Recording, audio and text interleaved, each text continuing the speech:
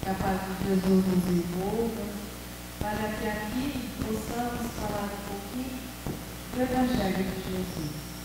Hoje, excepcionalmente, nós vamos falar do capítulo 2 do Evangelho segundo o Espiritismo, quando trata do tema Meu reino não é deste mundo.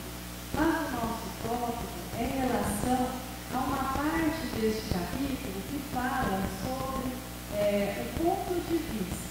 Então tem um item no capítulo 2 que vem ali trazendo todo um discorrer da codificação espírita em relação a essa questão do ponto de vista. Então aqui, esse ponto de vista, ele nos dá uma ideia clara e precisa que nós devemos ter em relação à vida futura. E diante dessa crença na vida futura, a fé inabalável que nós temos na vida após a morte. Então aqui, essa fé, ela tem enormes consequências sobre a nossa conduta moral. Então, uma vez que completamente ela vai mudar o ponto de vista que nós vamos encarando a vida terrena. Então, em relação a esse ponto que é amplo, embora esteja dentro do capítulo reino, não é deste mundo, ou seja, um reino de alegria, de felicidade, de ausência de sofrimento, que todos nós buscamos, dentro desse pensamento, nós vamos colocar aqui a questão das ofensas. E como é difícil perdoar as ofensas que nós fazemos aos outros, muitas vezes sem perceber, sem maldade, simplesmente pela imperfeição do nosso espírito. E também como é difícil esquecer as ofensas que são trazidas a nós e que fica como aquela comida indigesta dentro do nosso coração, do nosso pensamento, trazendo uma vibração negativa, um mau humor, uma irritação, e que a gente não consegue se livrar dela. Então, no livro Jesus no Lar, na lição 3, vem ali algumas explicações do mestre, que traz a Sara, vamos encontrar a Sara, a esposa de Benjamim, o criador de cabras, na época de Jesus, ouvindo ali os comentários de Jesus diante que eram feitos a propósito na casa de Simão Pedro. E aí Jesus, fazendo a sua preleção, Sara o interrompe e pergunta para ele, Jesus, a ideia do reino de Deus em nossas vidas é realmente sublime. Todavia, como devemos iniciar nela? Temos ouvido as suas pregações à beira do lago, do lago de Genezaré, que a boa nova aconselha acima de tudo o amor e o perdão. Aí Sara continua, eu desejaria ser fiel a semelhantes princípios, mas não consigo desculpar os que me ofendem. Então, olha, como é atual a pergunta da Sara, como temos dificuldade. Aí Pedro, entrando na conversa, na pergunta que Sara fazia a Jesus, entra no meio da questão e coloca, ora Sara, é indispensável a boa vontade. Então, com fé em nosso Pai Celestial e Deus, nós vamos atravessando os tropeços mais duros. Aí, depois de responder a Sara, Jesus vem a ela e pergunta, Sara, qual é o serviço fundamental da sua casa? Olha, ela era esposa de Benjamim. Benjamim era criador de cabras. Daí ela responde, é a criação de cabras. Aí Jesus pergunta, como faz para conservar o leite inalterado e puro para consumo doméstico? Aí Sara responde, Senhor, antes de qualquer providência, é imprescindível lavar cuidadosamente a vasilha em que vou colocar o leite, para que o leite não azede. Aí Jesus exclamou a ela, assim é a revelação celeste em nosso coração. Se não purificamos a vasilha da nossa alma, essa vasilha que é de barro, bem escura, se não purificarmos essa vasilha, o conhecimento ele vai se confundir com as sujeiras do nosso íntimo. Assim como o orvalho no lírio alvo é diamante celeste, na poeira da estrada é uma gota lamacenta.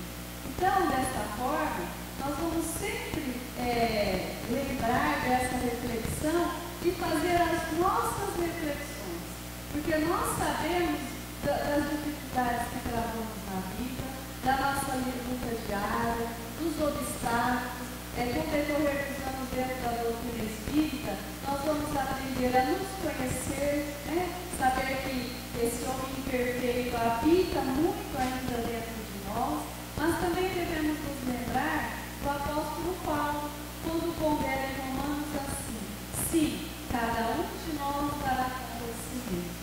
Então, o que o outro faz e o que nós fazemos é uma responsabilidade de cada um. E todos nós vamos dar conta de nossos atos, pensamentos e palavras a Deus nosso Pai, e não é muito longe não, no momento da nossa passagem, onde a nossa consciência vai passar aquele filminho que a gente sabe, e ali nós vamos saber, olha o tempo que eu perdi, que tanta bobeira, que devia ter agido de outra forma, que eu sabia, e me engano, orgulho, egoísmo, foi tomando conta de mim. Então, nós vamos aqui somar esses ensinamentos do capítulo 2, que está relacionado a essa vida futura, o ponto de vista que essa fé inabalável na vida futura nos proporciona, mas vamos também acrescentar a nossa reflexão de hoje, dentro dessa questão do ponto de vista, o capítulo 5 do Evangelho segundo o Espiritismo, quando diz ali: bem-aventurados os aflitos, na questão do bem e mal sofrer, e teremos ali como resultado o perdão das ofensas. Então, olha, até a gente brinca, quem diz que no Evangelho não tem matemática? Se nós formos tomarmos o capítulo 2 com o capítulo 5, a resposta é a receita para o perdão das ofensas e como nós devemos agir. Porque não se aflige somente aquele que está doente, mas aquele a quem ele deixa também doente com seus atos. Então, todos os que estão na Terra sofrem. Nós sabemos que a Terra é um planeta de provas e expiações. Aqui, espíritos imperfeitos, que somos todos nós, mas poucos de nós sabemos sofrer com retidão, com dignidade, com realmente o Evangelho no coração. Poucos compreendem que somente as provas bem suportadas podem conduzir o homem ao reino de Deus, a esse reino que nós buscamos no nosso dia a dia, procurando a cada dia sermos melhores do que fomos no dia anterior. Então a prece é a sustentação, é esse combustível para a alma, mas não é suficiente. É preciso que a prece se apoie numa fé viva, na bondade de Deus, para que você modifique a sua conduta moral e busque realmente esse reino de Deus, não em outros lugares ou nos outros, mas dentro de você mesmo, acreditando no seu potencial, que você tem as suas falhas, as suas dificuldades, mas a boa intenção já habita em você. Então isso vai fazendo você sustentar a sua fé no futuro e saber bem sofrer.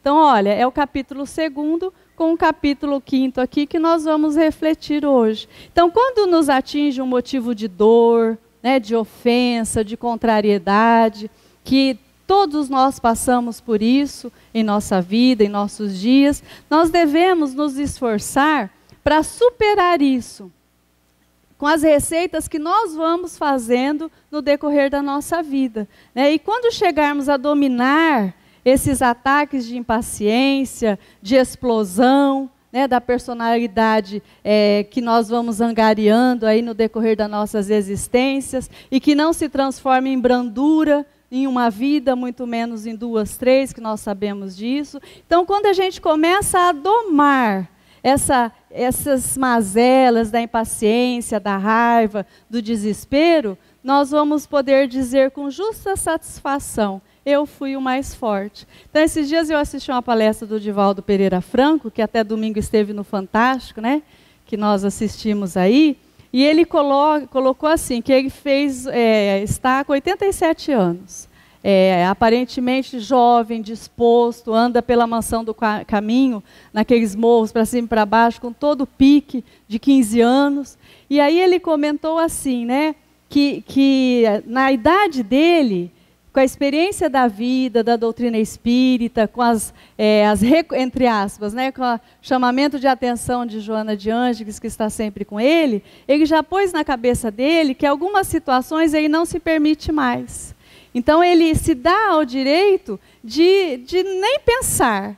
Mas isso ele foi desenvolvendo no decorrer da sua vida, principalmente quando essas questões são negativas, que ele sabe que se ele ficar gastando tempo com aquele pensamento, ele vai ficar com dor de cabeça, indisposto, irritado. Então ele já corta logo que o pensamento se inicia. Então é um treino, né, de uma vida que a gente pode até começar. Mas quando a gente começa a vencer os pequenos ímpetos negativos que nós temos, nós já sentimos uma grande satisfação. Então, bem-aventurados os aflitos, ele pode ser entendido como aqueles que têm a ocasião de provar a sua fé, sua firmeza, sua perseverança, sua submissão à vontade de Deus. Porque não é fácil nós provarmos a nossa fé nos momentos difíceis. Nos momentos fáceis, é claro, é mais agradável. Mas nos momentos difíceis, se você não tem aquela fé estruturada aos pouquinhos, como o grão de mostarda, no dia a dia, quando os grandes problemas ocorrem, você não tem a sustentação. Então, torna-se mais difícil. Então, aqui, nós vamos entender o quê? Que todos nós, sem exceção, é claro, excluindo Jesus, que passou pela terra e que é o nosso modelo e guia, nós somos muito sensíveis à gentileza, à boa educação, à bondade, à gratidão, né? Mas somos também muito sensíveis à aspereza, à ingratidão, à rebeldia, às ofensas que nos são dirigidas, né? Você pode passar 364 dias do ano amável. Se você tiver um dia e virar do avesso, é esse um dia que será lembrado. Porque nós somos sensíveis, suscetíveis a isso, pelo grau de imperfeição moral que ainda nós temos, né, diante da nossa evolução. Então, encontramos no Evangelho de Mateus a pergunta de Pedro a Jesus: Senhor, quantas vezes devo perdoar ao irmão que pecar contra mim? Até 7 vezes? Aí nós vamos encontrar no capítulo 10, né? Bem-aventurados os que são misericordiosos. Temos a resposta de Jesus referente a quantas vezes devemos perdoar ao nosso irmão. Onde ele coloca: não te digo 7 vezes, mas 70 vezes 7 vezes. Ou seja, uma conta infinita. Não há um número, limite para o perdão das ofensas, que nós já sabemos isso. Então, tu perdoarás, mas sem limites. Perdoarás ainda que a ofensa te seja feita muitas vezes. Ensinará aos teus irmãos o esquecimento de si mesmos, que os torna invulneráveis a agressões, aos maus procedimentos e às injúrias. E aqui vamos lembrar rapidamente do capítulo que trata amai os vossos inimigos, onde os espíritos falam a Allan Kardec que amar aos inimigos não é ter por eles a devoção que nós temos aos amigos, é simplesmente respeitar, não ter a eles nenhum sentimento de ódio, né, de rancor, de mágoa, de vingança, porque é claro que você não deposita ao inimigo o amor e o carinho que você tem por um amigo.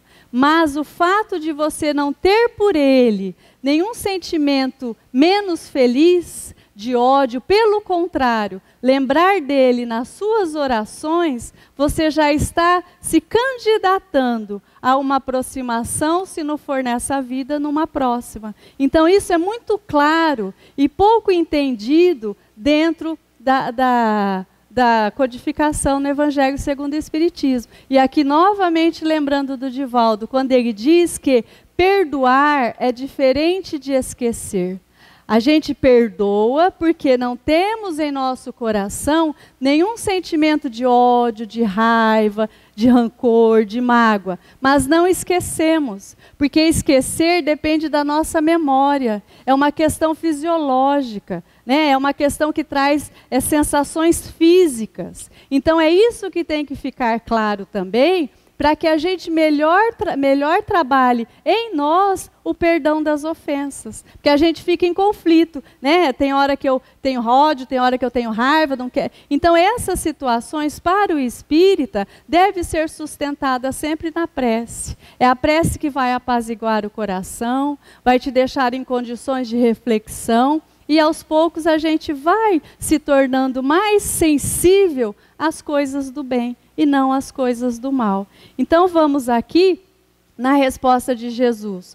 Tu perdoarás, mas sem limites. Perdoarás ainda que a ofensa te seja muitas vezes. Ensinará aos teus irmãos o esquecimento de si mesmos, como eu já li, que os tornem vulneráveis a agressões, aos maus procedimentos e às injúrias. Serás doce, humilde de coração, né? E vamos lembrar sempre das nossas vidas passadas, né? E temos como prova a ciência na sua questão histórica, onde a história do mundo, das civilizações primitivas, as mais recentes, é de barbárie, de guerra, de escravidão. Chico Xavier ali, por o espírito de Emmanuel, vem trazer os livros da série emanuelina, né? Há 2000 anos, há 50 anos, a Ave Cristo, Paulo Estevão, Renúncia, onde há muita intriga. Então nós não tivemos um passado de flores. E aí ser doce é muito difícil para nós,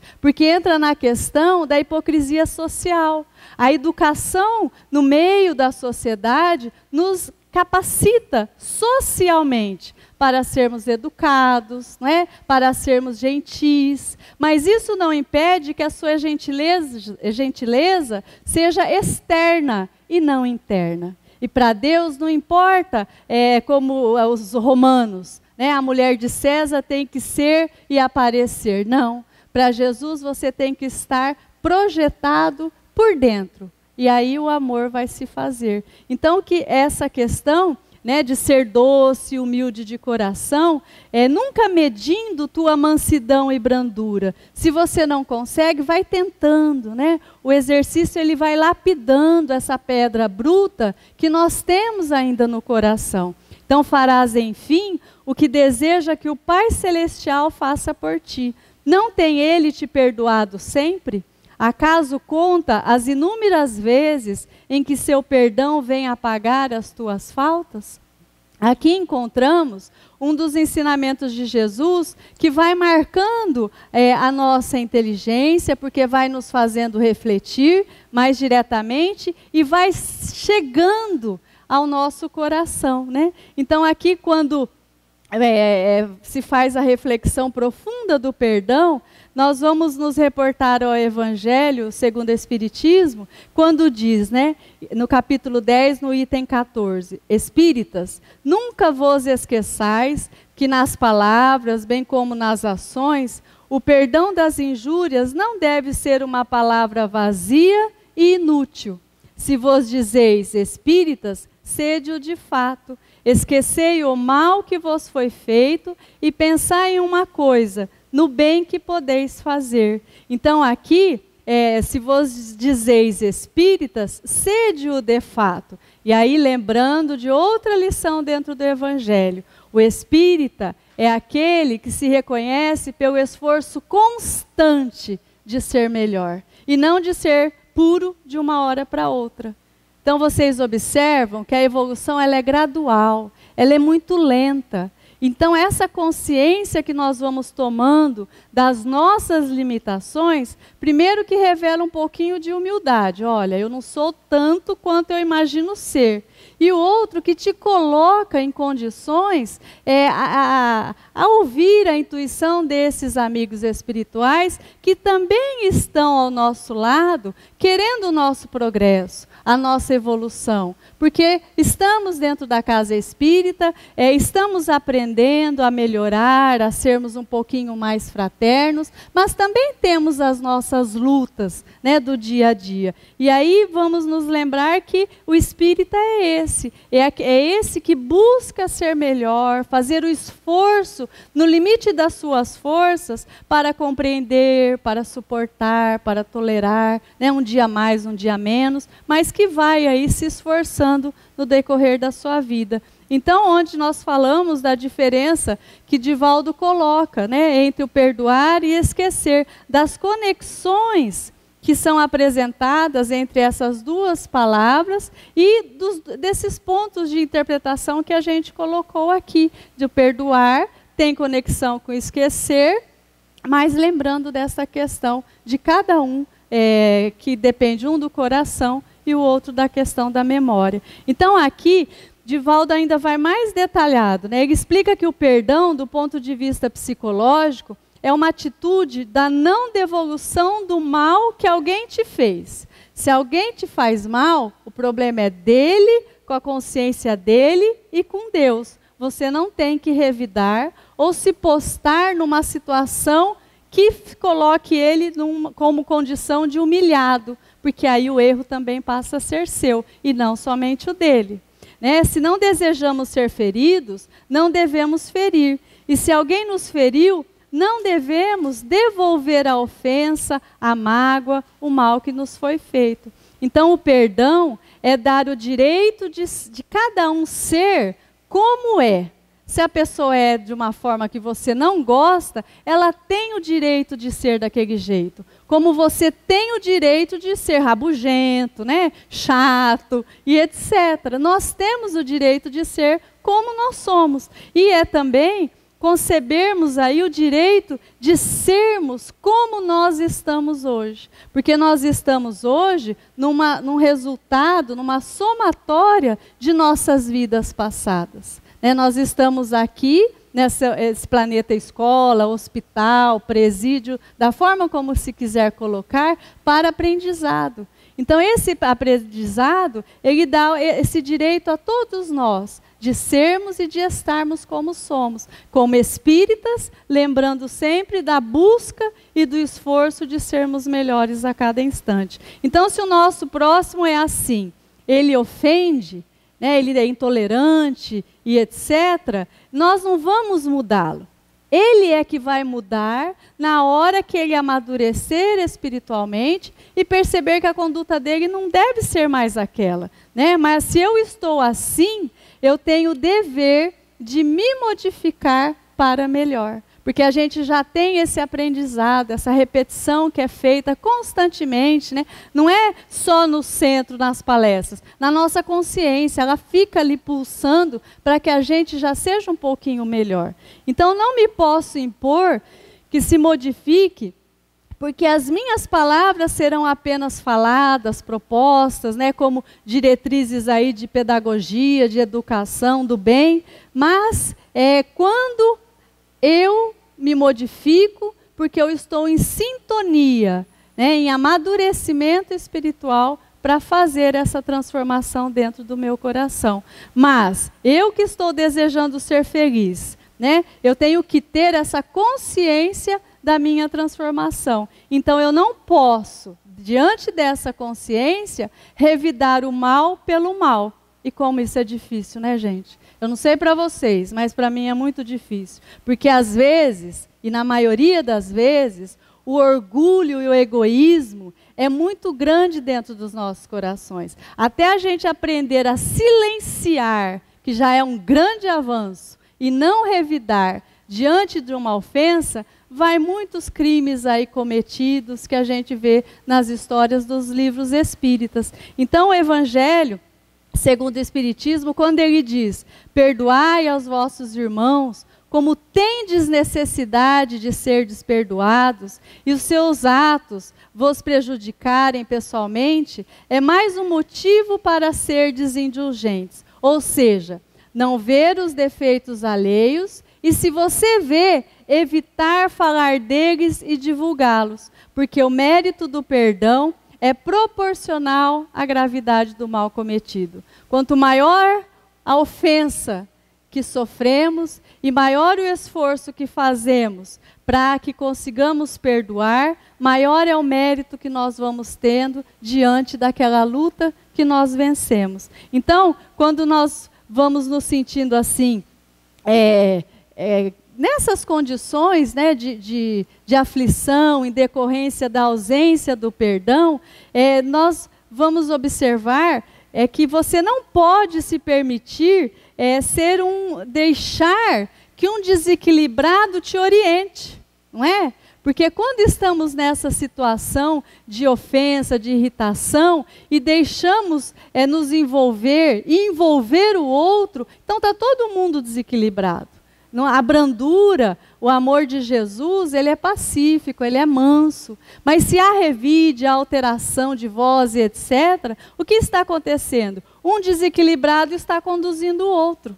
Então tem alguma coisa errada. Então você tem que colocar, eu sou uma pessoa saudável e eu não vou dar importância ao mal que se foi colocado aí. Porque diz Emmanuel, né? O mal não merece comentário em tempo algum.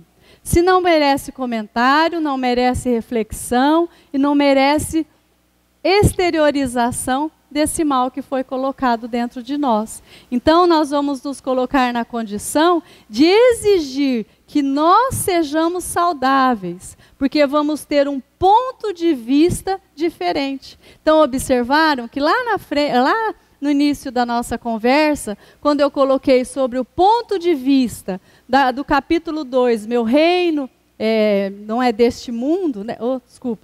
Meu reino não é deste mundo, justamente porque nós vamos buscando este reino aos poucos, isso é muito demorado. Então, se eu desejo transmitir essa visão diferente da vida, é muito nobre, mas eu não posso esperar ou exigir que o outro acate, aceite e faça da forma como eu quero, porque ele está em outro nível de evolução e nós todos estamos em níveis diferentes de evolução, embora os nossos problemas sejam muito parecidos. Por isso que estamos no mesmo planeta, né? Então, se achamos que o outro nos ofendeu, como eu coloquei, a nossa situação tem que ser muito simpática, porque nós vamos perceber ou é mentira, ou é um desequilíbrio, vamos justificando de forma benéfica a atuação que nos é colocada e que nós não gostamos.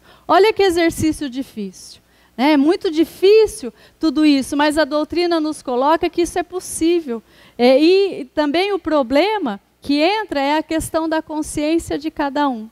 Então não vamos devolver a animosidade que nos foi passada e vamos assim, porque nós passando essa animosidade que nos foi depositada, nós estamos manipulando a raiva, né, a ausência de perdão, e aí fica-se naquele círculo vicioso que não se encerra, criando aí até futuras obsessões.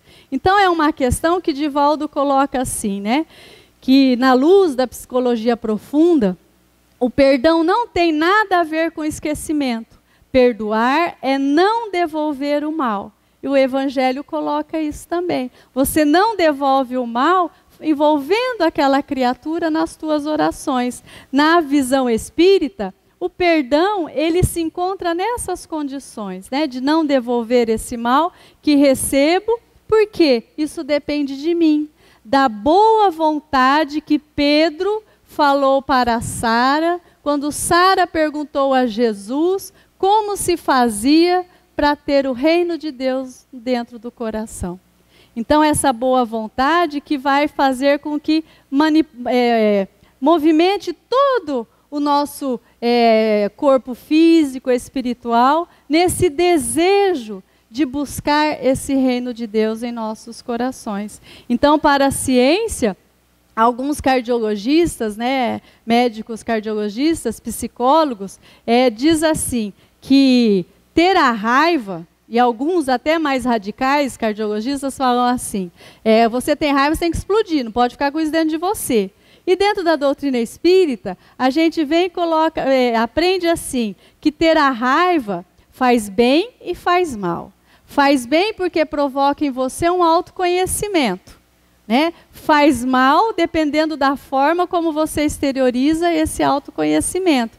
E conservar a raiva vai te fazer muito mal. E aí vão adentrar dentro do seu corpo físico algumas doenças, né, que a gente sabe que são as doenças psicossomáticas. São aquelas que nós vamos no médico, o médico nos vira do avesso e não encontra nada e você não está bem. Então isso é o quê? É o espírito que ainda está doente, está precisando se esforçar um pouquinho mais, se dedicar um pouquinho mais e conversar com ele mesmo. Né, nas orações, né, na prece, invocar aí Jesus. Jesus, eu tenho as minhas falhas, eu tenho os meus defeitos, mas eu queria tanto ser uma Madre Teresa de Calcutá, né? Eu queria tanto ser um Chico Xavier, mas eu não sou nem o pó da sandália. Então esse desabafo vai fazendo que você encontre em você também alguma coisa boa. E isso vai movimentando a sua vontade de ser melhor. Então nós vamos ver essa dificuldade, né, diante de alguém que nos diz algo grosseiro, que vamos levar um choque, porque a gente leva um choque vibracional e etc. Né, é uma questão fisiológica. A emoção nos obriga a derramar, nós sentimos esse choque porque nós vamos encontrar enzimas na nossa corrente sanguínea que provocam essa reação. E aí, na questão 742 do Livro dos Espíritos, nós vamos encontrar, né, que ainda é a predominância da natureza animal sobre a natureza espiritual do ser.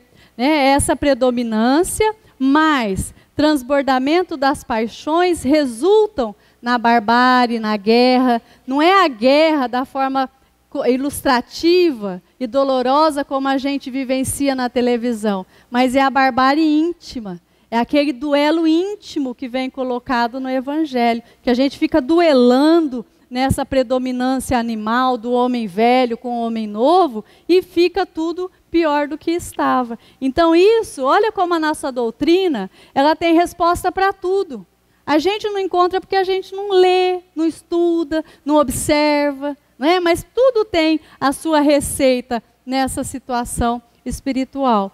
Então aqui, lembrando sempre de conservar a lembrança daquilo que nos foi colocado, mas também nos colocar na condição de que vamos ser indulgentes, tentar aí sermos misericordiosos. Então aqui, gente, olha, o Divaldo até coloca assim, que eu anotei aqui, né? Diz que tem pessoas que acham que é tão maravilhoso ser infeliz, porque todo mundo diz, tadinho, coitado, né? Ele sofre tanto, é um coitado.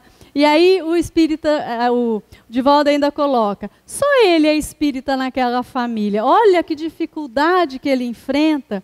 E aí o Divaldo põe, né? A gente deixa a pessoa pior do que ela já está, porque vai colocando nela, né, que ela é bom ser desventurado daquele jeito, porque assim ela vai tendo uma fuga no carinho que aqueles vão depositando, e ela não vai lapidando e procurando sair dessa luta que não é fácil também. Então esse comentário ele coloca em relação a essa questão. Aqui também, continuando, né, por isso que esquecer não é sinônimo de perdoar, vamos encontrar também no Evangelho a questão do perdoar as ofensas é mostrar que se tornou melhor do que se era antes. E se fosse realmente ofendido em certa situação, quem garante que não provocamos a primeira desavença? Então, são várias reflexões que o Evangelho vai trazendo para que a gente pense que não somos somente nós que nos sentimos ofendidos. O outro também pode nos sentir na mesma situação, né? E no ato de perdoar, nós vamos acrescentar trabalhar. Trabalhar para esquecer, porque à medida que vamos trabalhando todos esses sentimentos infelizes, eles vão perdendo a sua força dentro dos nossos corações e nós vamos desvalorizando aquele momento infeliz que aconteceu, aquele fato tão triste, né? E às vezes são nesses fatos infelizes que um mata o outro.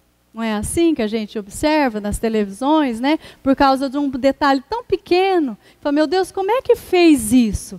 Então é essa situação do espírito doente que vai atrasando essas lutas que se tornam milenares. Então aqui, Divaldo, para nós irmos já encerrando, Divaldo conta a história, que na história da mediunidade, é uma história até que muitos já conhecem, ressalta-se a figura da dona Maria Modesta Cravo, da cidade de Uberaba. Era uma médium que atendia aos necessitados através do espírito de Eurípides Barçanufo. Então essa senhora, Maria Modesta Cravo, era uma senhora que nos anos 30, nos anos 40, ela pertencia à alta sociedade mineira. E ela começou, ela não era espírita, não tinha nenhum conhecimento, e ela começou a ter algumas manifestações estranhas, algumas situações desagradáveis que estavam acontecendo com ela. Então, toda vez que ela tocava um choque metal, um objeto de metal, ela tomava um choque a ponto de cair. Isso foi se repetindo várias vezes durante o dia, até que ela foi levada ao Dr. Inácio Ferreira, que era psiquiatra espírita, mineiro, que observou ali que havia um fenômeno mediúnico, que precisava de orientação. E aí, a dona Maria Modesta Cravo, ela sem nenhum constrangimento, ela saiu da religião católica, que ela já era assídua, frequentadora, e foi se dirigir ao centro para receber o tratamento que foi colocado também pelo Dr. Inácio Ferreira. E ela começou a ler as obras de Allan Kardec, os livros da codificação. Então ela deixou de frequentar a Catedral Católica, que ela já tinha cadeira cativa, e passou a frequentar o Centro Espírita. Então, tempos depois, anos depois, no seu aniversário, ela recebeu de presente uma vasilha muito bonita, muito nobre, de porcelana inglesa, bem decorada, e foi levada por alguém da rua, que foi pago algumas moedas, para que levasse para ela. E havia um cartão de uma amiga de antes, quando ela era católica, e havia um recadinho assim: segue o meu presente, dentro dele o que você merece. Quando a dona Maria Modesta Cravo abriu a caixa, viu aquela porcelana, ela observou que dentro desse objeto havia dejetos humanos. Sabe aquelas matérias fecais de cavalo, de boi, etc., né? E ela observou aquilo, não se aborreceu, guardou a vasilha. Um ano depois, quando essa amiga fez aniversário, dona Maria Modesta Cravo mandou para ela um ramalhete de flores, né? Um buquê de rosas, todo bonito, e um recadinho, um bilhetinho assim: agradeço o seu presente, esse ramalhete de flores dentro dessa vasilha de porcelana. E ela diz: agradeço o seu presente, estou devolvendo o vasilhame de porcelana com o conteúdo que você me mandou. Acrescentei somente uma haste de roseira, e aqui agora estou lhe mandando as rosas que saíram dali. Deus a abençoe. Então, é um ato de perdão, né? Ela devolveu com luz o que ela recebeu em trevas. Porque aquela que agiu dessa forma, mandando esse presente a ela, era digna de misericórdia. Não estava em condições emocionais equilibradas, por isso que ela agiu dessa forma. E aí vem a pergunta: quem ficou bem? Né? A amiga da dona Maria Modesta. Olha como é a vida.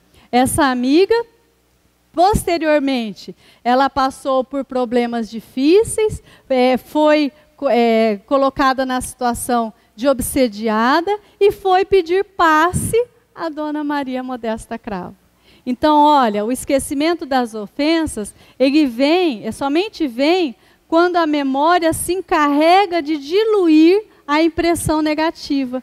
E isso demanda tempo, reflexão, autossuperação, autoconhecimento, muita oração, pedindo as forças necessárias para agir da forma que a nossa conduta no bem já nos exige, né? Porque nós estamos num momento de transição, não só do planeta, mas do nosso homem velho com o nosso homem novo.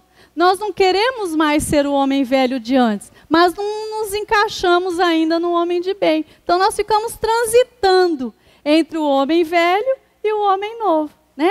E aí, quando uma pessoa nos ofende, se não estamos de acordo com ela, você não está contra ela, porque simplesmente você aplica a ela a indulgência, a misericórdia, a compreensão e, sobretudo, a oração. Porque Deus é Pai, não é? É Ele que nos julga e é o mesmo que julga a todos nós. Então, sabemos que Deus não nos abandona em nenhum momento. E para nós finalizarmos mesmo, eu quero lembrar que eu gosto muito de mencionar sempre a questão do livro Há 2000 anos, né? Psicografado por Chico Xavier, foi escrito ali em meados de 1938, 1939, e é a figura da Lívia. Quem já leu o livro vai se recordar.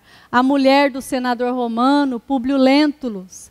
Que todos esses livros, essa série emanuelina, que são 5, tem exemplos assim, de postura, de conduta moral diante do sofrimento. E essas condutas, elas estão muito distantes das nossas, mas nos serve como aquele bálsamo.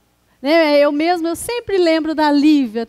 Acho que não passa um dia sem me lembrar daquela vida difícil que ela possuiu, embora fosse uma patrícia romana, casada com um senador, uma vida venturosa no relacionamento do casamento no início, mulher valorosa, filha única, pai afortunado, né? Casada com esse senador que foi Emânio, que você vê a personalidade daquele espírito que há 2000 anos já tinha sua nobreza, mesmo da forma como ele conduziu a sua vida nesse livro de há 2000 anos. Então nós vamos ter esse senador, um homem de coração insubmisso, orgulhoso, teve a oportunidade de procurar Jesus, falou com Jesus e mesmo assim, né, ele se absteve de Jesus, quando Jesus lhe perguntou: senador, por que me procuras? Né? E aí isso ficou atormentando a alma, o espírito de Emmanuel, por muito tempo durante aquela existência, mas ele continuou sendo aquele homem insubmisso e orgulhoso. Então Públio, ele fitou ali aquele homem extraordinário que era Jesus, né? Digno. Eu estou só pincelando alguns pontos do livro, porque o livro não dá para a gente tratar aqui. Então, quis falar, na hora que ele se encontra com Jesus, porque ele vai atrás de Jesus, por causa do problema da filha, etc., ele viu a sua voz embargada, e ele sempre um homem muito autoritário, muito dono de si, e ele vê a sua voz embargar de tanta comoção que ele sentiu diante da figura de Jesus. Né? E ele notou que Jesus se transfigurava, que era tanta beleza que vinha do céu, que Públio se sentiu pela primeira vez humilhado, diminuído, em face da fraqueza que ele teve diante daquele homem tão grandioso. Porque para ele Jesus era o que todos pensavam na maioria, um mago, um adivinho, um feiticeiro, né? Alguém alucinado com a sua teoria. E aí, ele, senador romano, ele pensava: como que eu vou me tornar esse homem humilde, irmão de todas essas criaturas que não são cidadãos romanos, né? Se eu não consigo aceitar a unificação das classes, né? Há uma classe patrícia, outra plebe, enfim, ele ficava se indagando, né? Como que ele ia ensinar, ele ia agir como aquele homem pedia para que se fizesse. E ele aí considerou aquela passagem com Jesus ali de forma desprezível. Falou, não, isso não vou me aprofundar mais nessas reflexões. Então, nós vamos entender que em Jerusalém, ele exercia ali, né, as funções do Senado, junto a Pilatos, que lavou as mãos no momento do julgamento de Jesus, que era ali o governador da Judéia. Então, diante de tantos fatos narrados no livro, não dá para eu me estender mais, porque a hora já deu. Então, um deles nós vamos rapidamente encontrar Públio, cheio de cólera, falando para sua esposa, a Lívia, que todos os laços da afetividade comum que os uniam estavam rompidos, né, diante do fato que tinha acontecido, e que ela seria ela continuaria morando naquela casa, mas ela não teria autoridade nenhuma. Ela seria simplesmente a mãe da sua filha, mas ela não teria autoridade nenhuma na educação da filha. E aí qualquer problema educativo em relação à filha Flávia seria resolvido somente pelo pai. Ela ficaria na casa, mas se sujeitaria aos trabalhos com as servas na direção da administração da casa. Aí Lívia, nesse momento, ela lembrou-se de Jesus, olhou para Públio com uma tristeza e uma angústia tão profunda, e sabendo do temperamento impulsivo do marido, ela silenciou.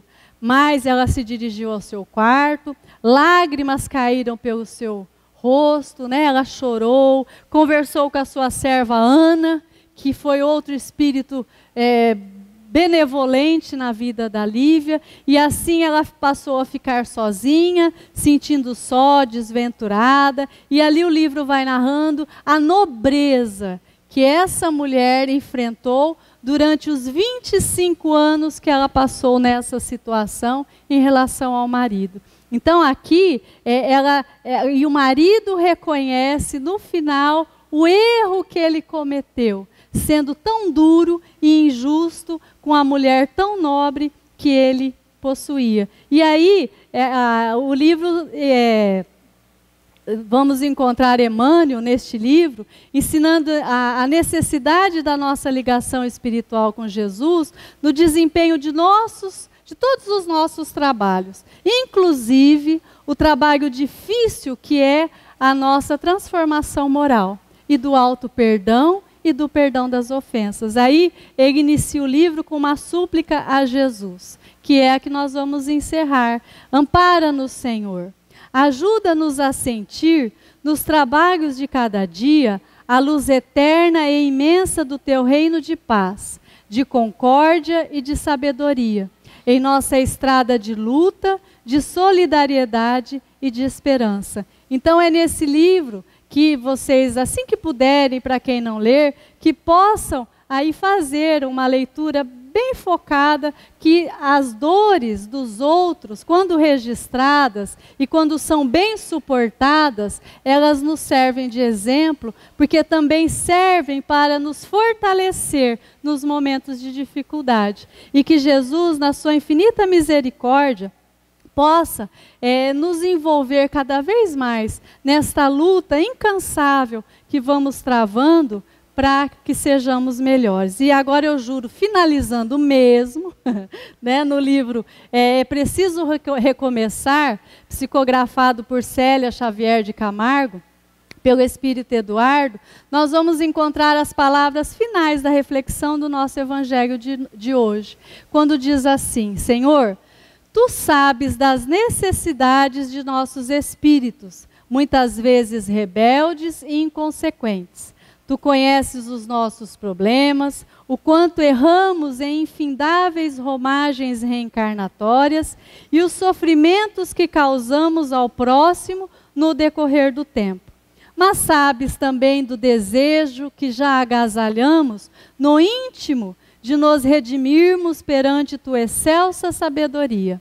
Ajuda-nos, recebe o nosso agradecimento e aceita nosso desejo de servir, hoje e sempre. Então que essa também seja a nossa prece, em rogativa a Jesus, em misericórdia ao nosso espírito. Fiquem na paz de Jesus. Obrigada pela atenção.